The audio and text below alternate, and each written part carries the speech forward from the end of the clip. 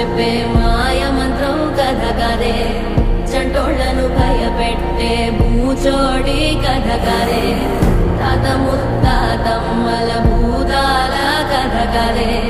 విక్రమాదిత్యుడు చెప్పిన వేదాళుడి కథ కదే దీపము నుండి బియ్యం వచ్చే అల్లావుద్దీన్ కథ కదే ఇది ముడత చర్మం ముసలి చెప్పే కథ లాంటి నిజమే